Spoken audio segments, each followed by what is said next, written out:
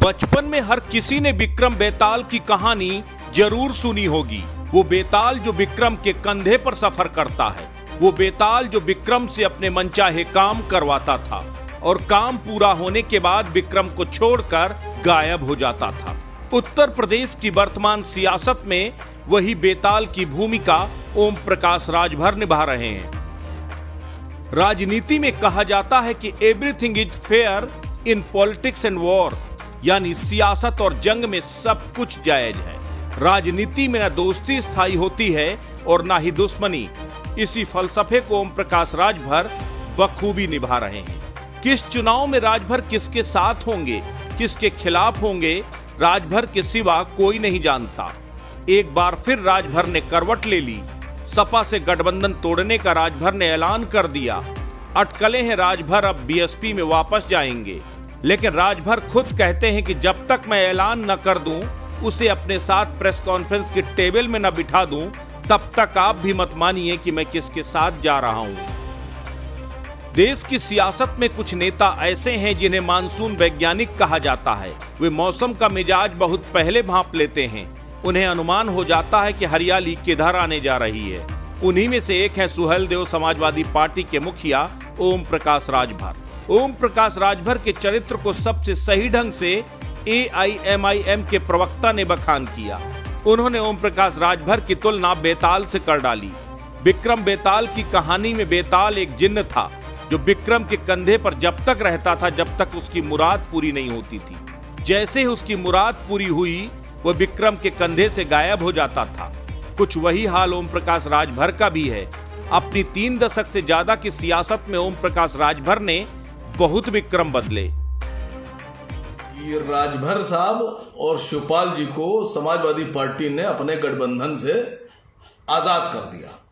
हम लोग बचपन में कहानी सुना करते थे विक्रम और बेताल की। बेताल विक्रम के कंधे पर चलता था बैठकर, और जब बेताल को लगता था उसकी मंजिल आ गई तो बेताल उड़ जाता था। राजभर वही बेताल है। बेताल की राजनीति है, और यहां तक पहुंचने में राजभर साहब ने न जाने कितने विक्रम के कंधों का इस्तेमाल किया।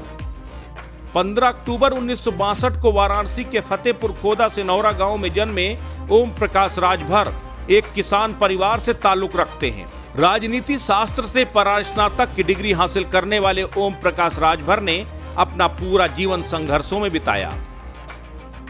टेम्पो चलाकर अपनी पढ़ाई का खर्चा निकाला। उसके बाद जीप चलाकर सब्जी भाजी का कारोबार किया। 1981 में कांसीराम से सियासत का ककहरा सीखा। बहुजन समाज को समाज की मुख्य धारा में लाने के लिए सियासत की राह पकड़ी। 20 सालों तक बीएसपी के साथ जुड़े रहे।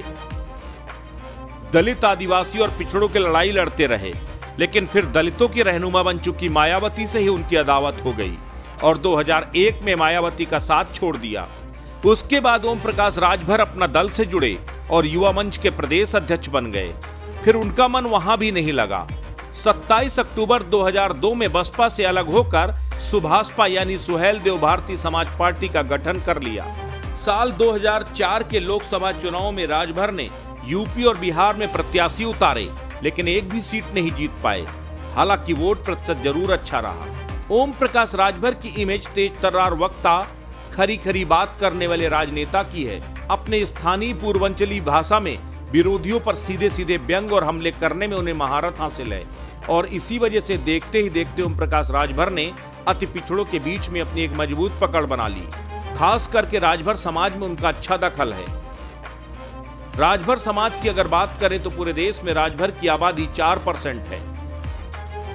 उत्तर प्रदेश के लिहाज से राजभर की आबादी 12% है।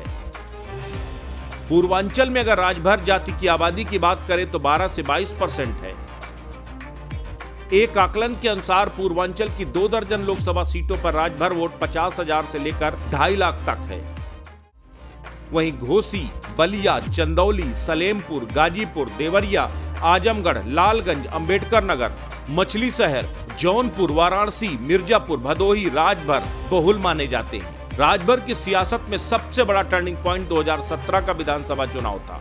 ओम प्रकाश राजभर ने भारतीय जनता पार्टी के साथ गठबंधन किया इस गठबंधन में राजभर को 8 सीटें दी गई, जिसमें से राजभर 4 सीटें जीतने में कामयाब रहे। पहली बार खुद ओम प्रकाश राजभर विधायक बने और उसके बाद योगी सरकार में उन्हें पिछड़ा वर्ग कल्याण और दिव्यांगजन कल्याण मंत्री बनाया गया। लेकिन गठबंधन विरोधी गतिविधियों के कारण उन्हें 2019 में बर्खास्त कर दिया गया। राजभर की जादू छड़ी कहीं रुकने का नाम ही नहीं लेती। 2019 में राजभर ने 35 लोकसभा सीटों पर अपने प्रत्याशी उतारे, लेकिन कोई भी कामयाबी हासिल नहीं कर पाए। लेकिन 22 आते आते उनकी जादू छड़ी एक बार फिर समाजवादी पार्टी पर आकर टिक गई और राजभर ने अखिलेश यादव के साथ गठबंधन कर लिया। इस गठबंधन का फायदा भी मिला। राजभर के 4 विधायकों से बढ़कर 6 विधायक हो गए, लेकिन रिश्ता भी बहुत ज्यादा दिन नहीं चल पाया। आखिरकार राजभर ने समाजवादी पार्टी से किनारा कर लिया। जिस बीजेपी को राजभर पानी पी पी कर 2022 के चुनाव में गरियाते रहे, धोखेबाज बताते रहे, अब उसी बीजेपी में जाने की राजभर की अटकलें लग रही हैं। दूसरे नंबर का झूठा अगर कोई है तो उसका नाम है योगी आदित्यनाथ जी। दुनिया में अगर झूठ बोला वाला कोई नेता एक नंबर, तो वो नेता का नाम है नरेंद्र मोदी जी। एक थे योगी बाबा है, ये न तो जाके मंदिर में घंटा बजावे के, उन्हें वाई कैटेगरी की सुरक्षा भी मिल गई। आखिरकार भाजपा की नजदीकियों की वजह से सपा ने उनसे तलाक ले लिया। अब तो राजभर कह रहे हैं कि दोबारा बीएसपी में वापस लौटेंगे, लेकिन अब वो कहां जाएंगे किसी को नहीं मालूम। सियासत का यह बेताल अब कौन सा नया विक्रम पकड़ेगा, किसके कंधे पर सवार होकर सियासत में गलबैयां करेगा, कोई नहीं जानता। अस्त्र न्यूज के लिए लखनऊ से प्रवीण तिवारी की रिपोर्ट।